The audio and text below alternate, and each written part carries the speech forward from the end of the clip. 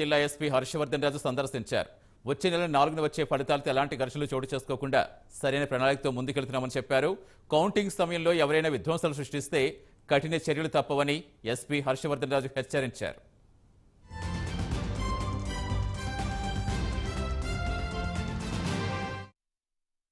నమస్కారం. ఈరోజు మన ఏఆర్ గ్రౌండ్లో ఈ మాబ్ కంట్రోల్ దాని మీద డ్రిల్ నిర్వహించడం జరిగింది.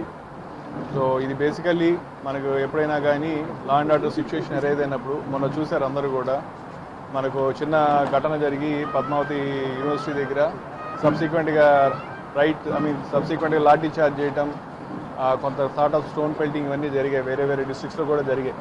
సో దానికి సంబంధించి మనం మరొకసారి మా ఫోర్స్ని ప్రాపర్గా అటువంటి సిచ్యువేషన్ అరైజ్ అయితే ఎట్లా హ్యాండిల్ చేయాలనే దాని మీద ఈరోజు మరొకసారి మనం డ్రిల్ నిర్వహించుకోవడం జరిగింది. సో కాబట్టి రేపు కౌంటింగ్ రోజు జరిగే ఎటువంటి సంఘటనలకైనా కూడా దాన్ని ఎదుర్కోవడానికి పోలీస్ సమాయత్తంగా ఉన్నారని చెప్పి ఒక మెసేజ్ ఇవ్వడానికి మనం ఈ డ్రిల్ నిర్వహించాము. సో కాబట్టి అందరూ కూడా దీన్ని అర్థం చేసుకొని రేపు కౌంటింగ్ రోజు అందరూ పోలీస్ వారికి సహకరించి ఎటువంటి ఘటనలు లేకుండా, ఎవరు ఇబ్బంది లేకుండా ఉండే విధంగా ఉంటారని చెప్పి ఆశిస్తున్నాను. ఈ విధంగా మీ మీడియా సుముఖంగా అందరికీ కూడా విజ్ఞప్తి చేస్తున్నాను. నమస్కారం. ఈరోజు